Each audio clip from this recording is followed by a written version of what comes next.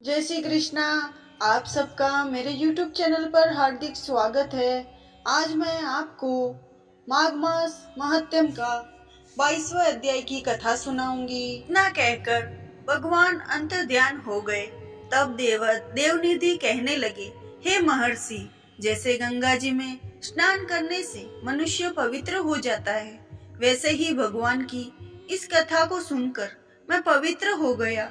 कृपा करके उस स्रोत को कहिए जिससे उस ब्राह्मण ने भगवान को प्रसन्न किया।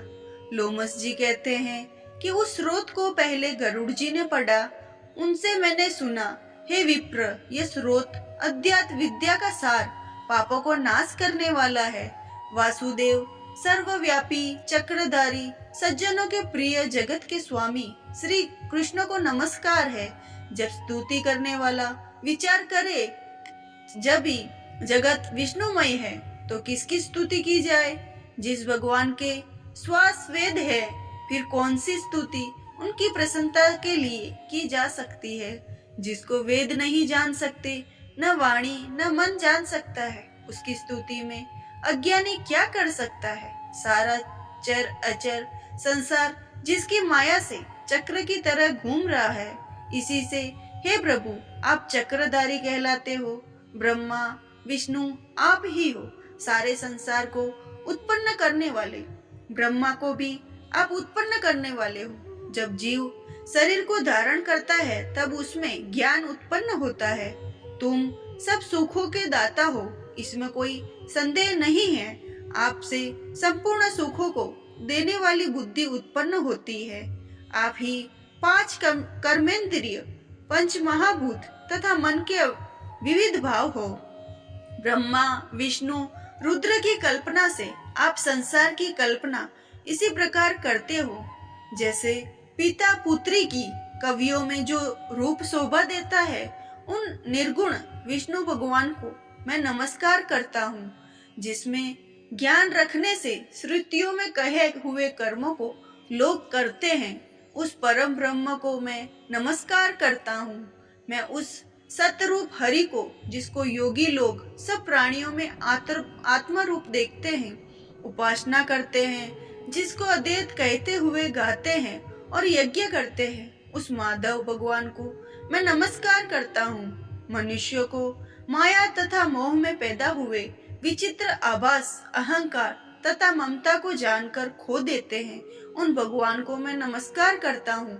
संसार में मनुष्य के मोह रूपी वायु से सदा भभकने वाली ज्वाला आपके चरण कमल की छाया पहुँचने से नहीं जलाती, जिसके स्मरण मात्र से मोह अज्ञान रोग दुख दूर हो जाते हैं। उस अनंत रूप को नमस्कार करता हूँ, जिसमें मिल जाने पर और किसी दूसरे की इच्छा नहीं रहती, जिसको जानकर अद्वैतवादी आत्मा को देखते। यदि विष्णु शब्द का अर्थ और उसके विषय का ज्ञान एक ही होता तो इस सत्य से, हे माधव, इस संसार की माया में फंसकर तेरे ही ध्यान में रत रहता। यदि वेदांत दर्शन में भगवान सारे संसार में व्याप्त है तो इसी से सत्य है। भगवान में भरी निवेद भक्ति हो जो बीज नहीं है, तो बीज के स्वयं विद्यमान है। सो यह विष्णु भगवान रूपी रंग से हमारे बीज के टुकड़े टुकड़े जो सृष्टि स्थिति तथा लय के लिए ब्रह्मा विष्णु महेश 3 रूप धारण करते हैं, और कार्य में सत रंज और तम इन तीनों गुणों का विद्यमान है। वह भगवान मुझ पर प्रसन्न हो, जो प्राणियों के हृदय रूपी मंदिर में निर्मल देव वास करते हैं। वह भगवान मुझ पर प्रसन्न हो, जो अविद्यापूर्ण संसार का त्याग करता है। जगमय आप हो, आपका बनाया हुआ विश्व आनंद करता है। आपके त्याग करने पर अपवित्र हो जाता है, उसका साथ करने पर भी तुम बिना साथ के बने रहते हो। विकार रहित, जिनके पंचभूत योग से पैदा हुआ चैतन्य मानते हुए उपासना करते हो। जैन लोग आपको शरीर का परिणाम मानते हैं, और सांख्यवादी तुम्ही को प्रकृति से भरे पुरुष मानकर ध्यान करते हैं। जन्म इत्यादि से रहित चैतन्य रूप सदा आनंद स्वरूप उपनिषद जिसकी महिमा गाते हैं, आकाशवादी पंचभूत, देह मन बुद्धि इंद्रियां सब कुछ तुम ही हो। तुमसे अलग और कुछ नहीं है। तुम ही सब प्राणियों को उत्पन्न करने वाले हो और मुझको शरण देने वाले हो। तुम अग्नि, रवि, इंद्र, होम, मंत्र, क्रिया तथा फल सब तुम ही हो। कर्म के फल देने वाले वैकुंठ में तुम्हारा सिवाय कोई नहीं है। मैं तुम्हारी शरण में हूँ। सब प्राणियों के हेतु तथा उनको शरण देने वाले तुम ही हो। जैसे युवा पुरुष की युवती में और युवती की युवा में प्रीति होती है, वैसी मेरी प्रीति तुम में हो। जो पापी भी आपको प्रणाम करता है, उसको यमदूत ऐसे नहीं देखते हैं जैसे उल्लू सूर्य को देखता है। प्रत्येक पाप मनुष्य को उस समय तक नहीं सुख देते जब तक आपके चरण कमलों का सहारा नहीं लेता। जिसको गुण, जाति तथा धर्म को स्पर्श नहीं कर सकते तथा गतियां भी स्पर्श नहीं करती, जो इंद्रियों के वशीभूत नहीं है, जिनका बड़े बड़े मुनि लोग साक्षात नहीं कर सकते, उन भगवान को मैं नमस्कार करता हूँ। जितने ज्ञान रूपी सुंदर गुण हैं, जिन्होंने सुख स्वरूप मोक्ष रूपी लक्ष्मी का आलिंगन किया, जिन्होंने आत्मा स्वरूप सुख भोगा है और जिन्होंने ध्यान रूप से मृत्यु को वश में कर लिया है, ऐसे मुनियों से सेवित भगवान को नमस्कार करता हूँ।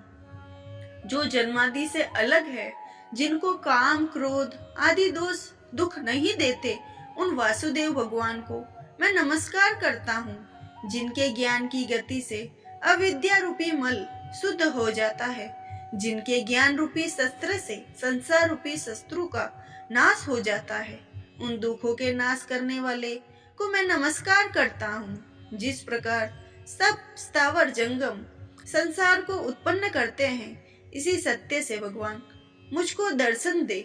इस प्रकार उसकी सच्ची भक्ति देखकर भगवान ने प्रसन्न होकर उस ब्राह्मण को दर्शन दिए और ब्राह्मण की स्तुति से प्रसन्न होकर तथा उसको वरदान देकर भगवान अंत ध्यान हो गए और वह ब्राह्मण कृतकृत्य होकर भगवान में लीन हो गया और शिष्यों के साथ स्रोत पढ़ता हुआ तपोवन में रहने लगा।